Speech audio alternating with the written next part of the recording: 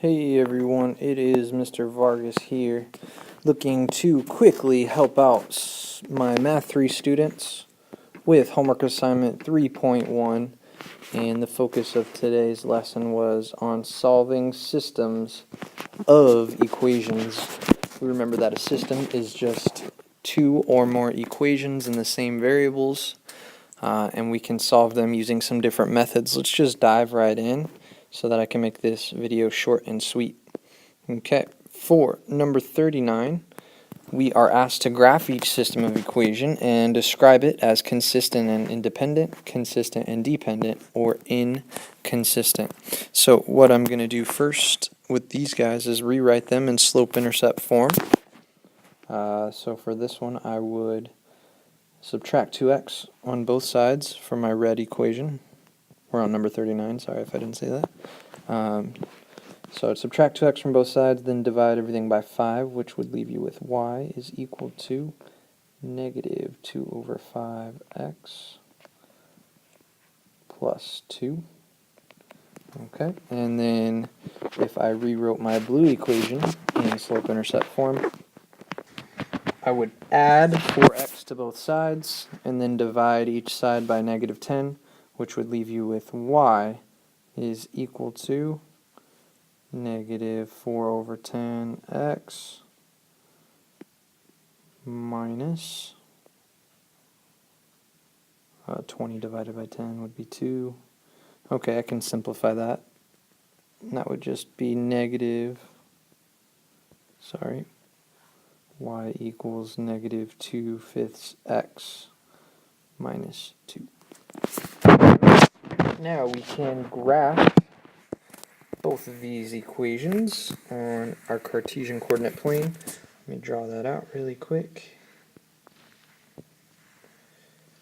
Got our x-axis and our y-axis.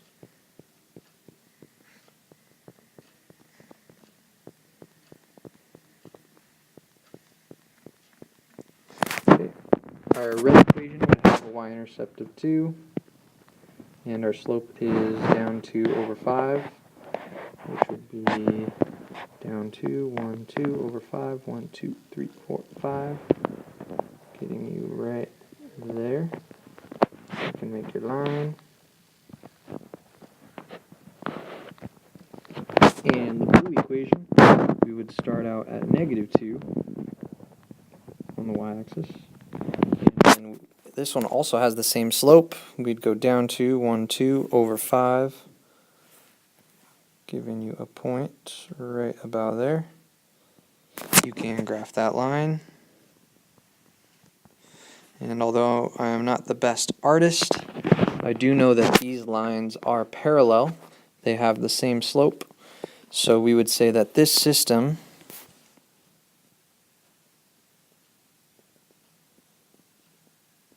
of equations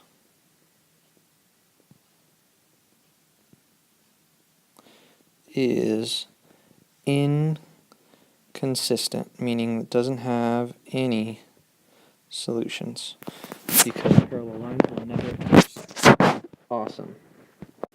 Let's move on over to number 45, where we can solve using substitution.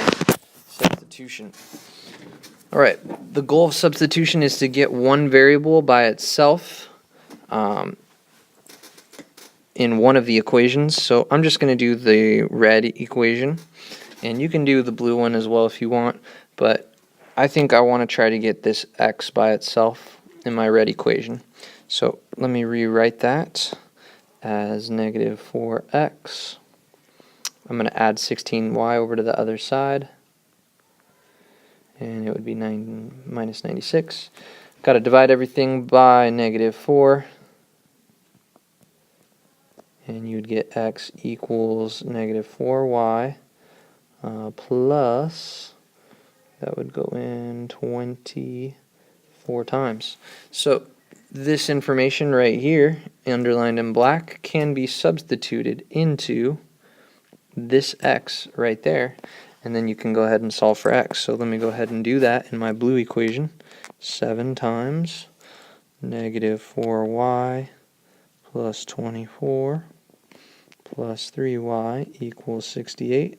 Simplify and solve that out. We get negative 28y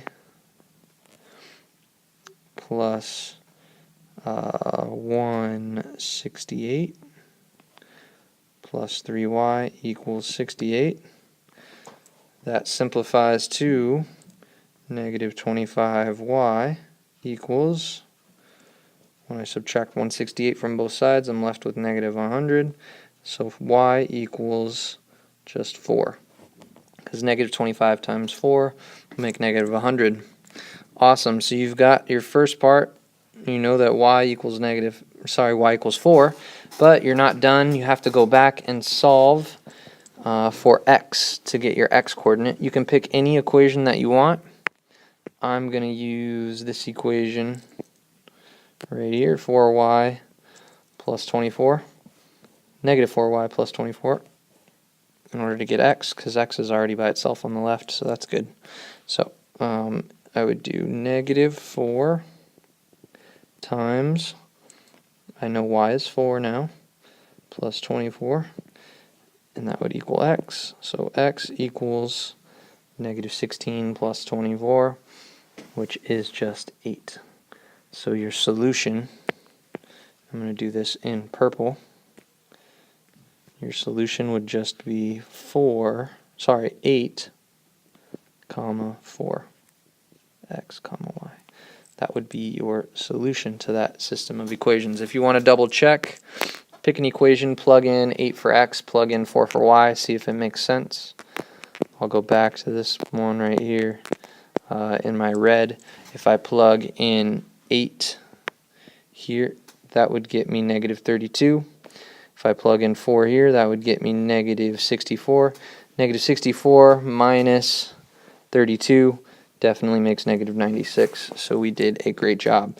Let's move on to elimination, my last problem. This is 52 out of homework. Let's check it out. This one's kind of easy, but remember the goal in elimination is to try and get one variable, either in this case either your j's or your k's all by itself, and we can manipulate an entire equation and then combine those equations so that we just have one variable left and we can solve for that variable. So just for convenience sake, I'm going to multiply this bottom equation by negative 1, because I notice that if I multiply 4k by negative 1, that will get me negative 4k, which will eliminate with that positive 4k up here. So let's just go ahead and change the sign of each term. Be negative 2j. This would change to a negative 4k, and this negative 26 over here would become positive 26. And we can combine our equations now, straight up and down. 6j take away 2j is just 4j. And then these eliminate, which is exactly what we want, and we get 4j is equal to negative 46 plus 26 is negative 20. Solve for j, and you find that j is equal to negative 5. Easy. Now substitute back into one of the other equations. You could pick either of these, sorry. Substitute back in for j to solve for k. So I'll do it into the red equation. So it would be 6 times negative 5 plus 4k is equal to negative 46. Solving that out, you get negative 30 plus 4k equals negative 46, which means you have 4k equals negative 16. Divide by 4, divide by 4, and what do you know? You get k is equal to negative 4. So let me think of alphabetically speaking. J, K. J comes first in the alphabet, just had to double check. So I would write my ordered pair as negative 5 for J, and then my K as negative 4. K, comma J. And this is your solution to that system of equations. Alright guys, that's it for this one. Good luck on the homework and see you tomorrow.